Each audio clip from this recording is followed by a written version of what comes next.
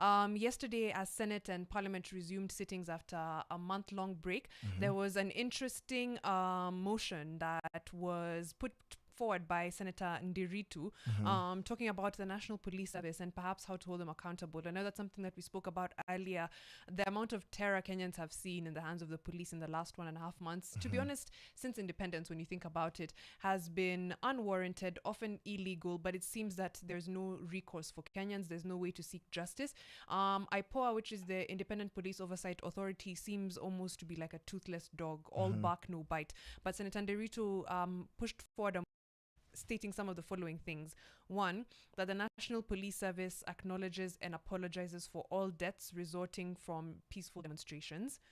That all victims of police brutality related to peaceful protests between 2023 and 2024 be compensated by the Republic of Kenya. Yeah, and of course, the National Police Service extends amnesty to all the peaceful protesters who fully detained during the peaceful protests. And as we head on to the next one, to call upon the Director of Public Prosecution to withdraw all cases in court involving peaceful protesters against the Finance Bill 2024. Mm-hmm.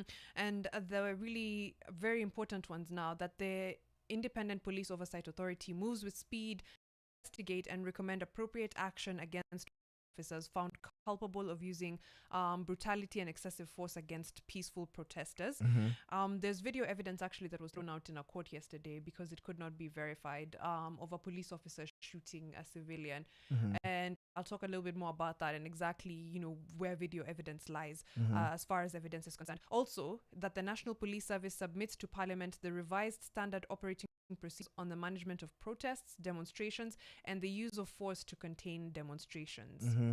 And of course, lastly, Parliament puts in place guidelines on actualization of Article 37 of the Constitution with respect to how citizens can enjoy the right to picket without resorting into the loss of life. Sorry, medical lose, but it's loss of life or of property. We are looking at a situation whereby Article 37, we saw single-handedly the acting Inspector General just came in public and said that you guys are banned from actually picketing and protesting in Nairobi, Yeah. meaning that you've taken an entire law and umesema ni mimi nimesema. Yeah. So and what power, with what power would you change the constitution? So the question is, sometimes do you think that these positions and power gets to people's heads?